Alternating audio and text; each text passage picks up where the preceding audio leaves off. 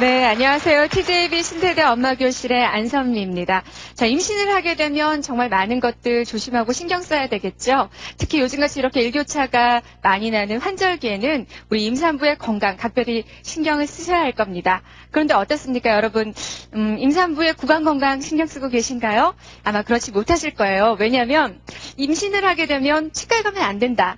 이런 막연한 그 잘못된 생각 때문에 그러실 것 같은데요. 그래서 오히려 더 구강 건강 소홀해지기 마련인 것 같습니다. 자, 그래서 오늘은요, 임산부와 태아를 위한 치과 이야기라는 주제를 가지고 허수범 치약 박사님 모시고요, 강의 들어보도록 하겠습니다. 여러분 큰 박수로 맞아주시죠.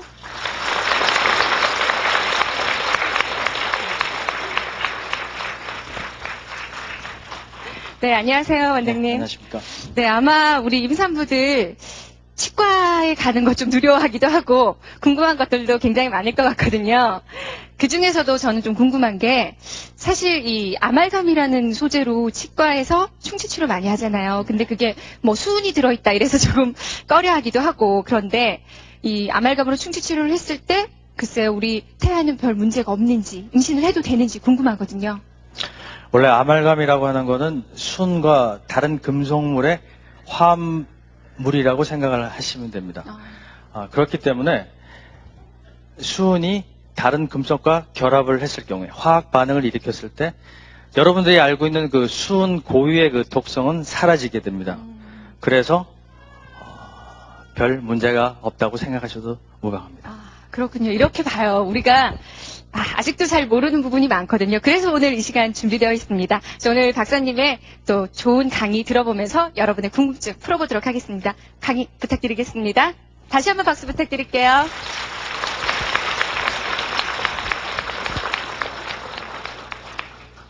안녕하십니까. 사회자님으로부터 소개를 받은 허수범입니다. 여기 계신 임산부들께서는 몸들이 다 무거우실 텐데요. 대한민국에서 제일 편안한 자세로 강의를 들어주십시오. 제가 치과의사가 된 지 금년 들어 딱 20년째 됐습니다. 강의 준비를 하기 전에 제가 치료한 환자와 임산부와의 그 비율을 한번 따져봤습니다.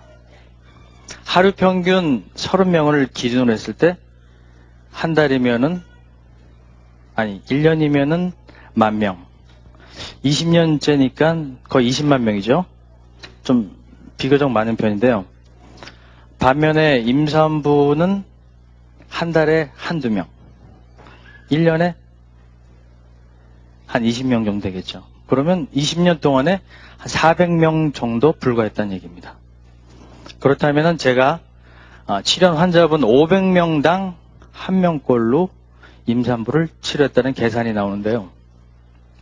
세 가지를 생각할 수가 있습니다. 첫 번째는 임신 중에는 두려우니까 무조건 피하자. 두 번째, 임신하기 전에 싹 다 치료를 하자. 그리고 마지막 세 번째는 저한테 이실직고 하지 않고 치료를 받았다는 겁니다. 여기 계신 분들은 어느 쪽에 해당되세요? 대개 1번 해당되겠죠? 임신 중에는 두려워서 피하자. 치과가 두려우십니까?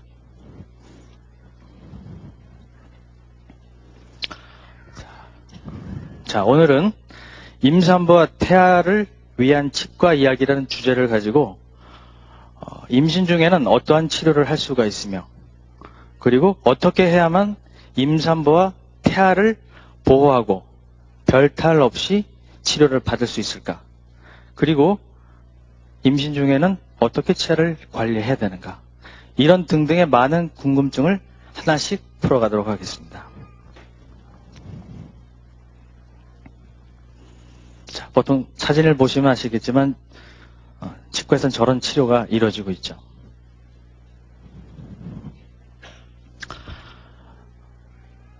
임산부에 관한 책자들이나 매스컴을 통해서 치과인 의사인 저보다도 임신 중에 치과 진료라는 내용에 관해서 더 많이 접하셨을 겁니다. 대부분 공통적인 내용이 임신 중에는 치과 치료가 불가능한 건 아니지만 불가능한 건 아니지만 가급적 피하고 방사선 촬영이라든가 약물 투여 이런 것도 피해라. 그리고 웬만한 치료는 출산 후로 미뤄라. 혹시 필요한 부분이 있다면 전문의와 상담해서 결정을 해라. 라고 되어 있죠. 맞습니까?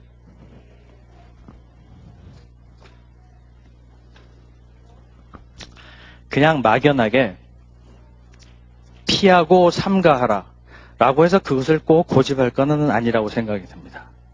거기에 대해서, 그 말에 대해서 면밀히 한번 따져보고 그에 맞게끔 적절한 조치를 취하는 것도 중요하다고 생각합니다. 정말로 필요한 치료가 있다면,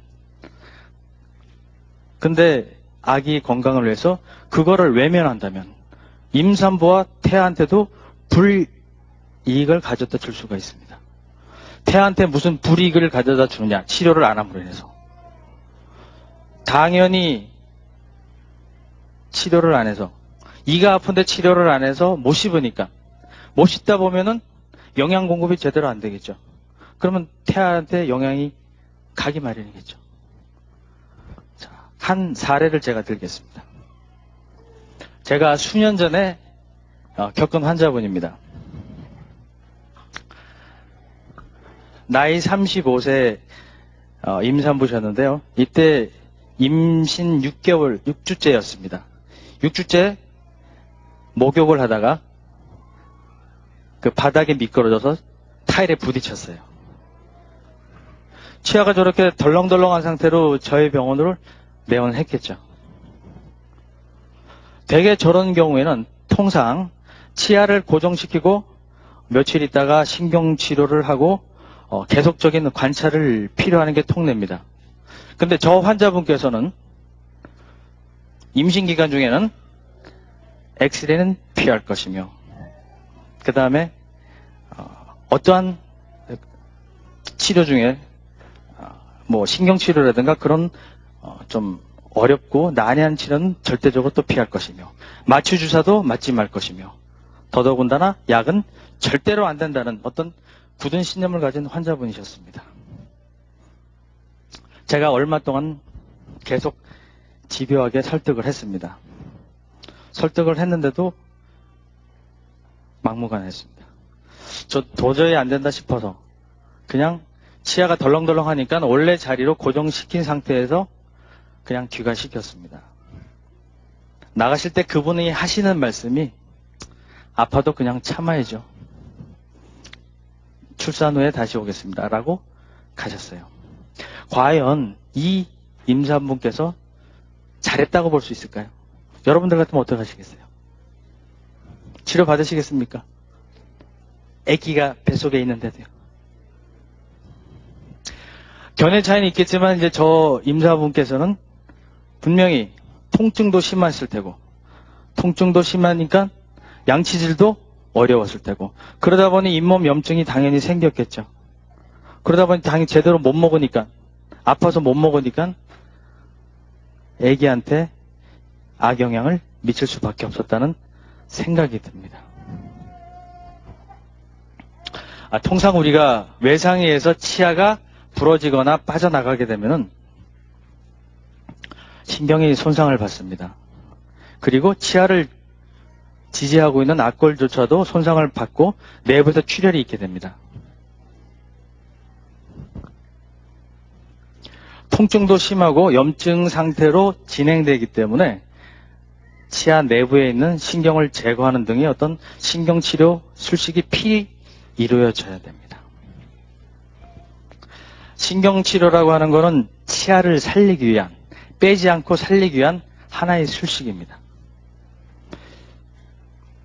자, 저기 사진 보시면 아시겠지만 바깥쪽에서 충격이 갔을 때 뿌리 끝 방향에서 저렇게 출혈이 있을 수가 있습니다.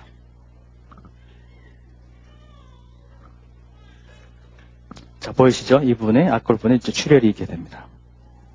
자, 여기 이제 꼬맹이들이 많이 와 있는데요. 참고적으로 꼬마들이 놀이터나 공원 같은 데서 다치거나 할 때 치아가 빠져나가는 경우도 있겠지만 안으로 밀려 들어가는 경우가 있습니다. 그런 겪어보셨죠? 자, 저런 경우에는 그냥 내버려 두셔도 무방합니다. 시간이 지나면 저절로 저렇게 내려옵니다. 잃었던 것이 이렇게 됐습니다. 그리고 난 후에 계속적으로 관찰을 하다가, 저 경우엔 계속적으로 관찰을 하다가 치아 색깔이 검게 변하다든가, 아니면 전기 테스트를 해서 얘가 죽었거나 아니면 통증이 심할 경우에 그때 부수적으로 신경치료를 행하게 됩니다. 자, 우리가 여러 가지 원인으로 인해서 치과를 찾게 되죠. 치과를 찾게 되면은 일단 구강검진이 시행됩니다. 간단하게 구강검진이 시행되고, 그 다음에 정밀한 검사를 요할 경우에 저렇게 엑스레이를 찍게 되죠. 엑스레이를 찍고, 그 다음에 원인과 문제점이 발견되면 이제 저렇게 치료가 됩니다. 그리고 부수적으로 약이 투여가 되겠죠. 하지만 임산부한테는 다소 제약이 뒤따르겠죠. 부담스럽기도 하고요.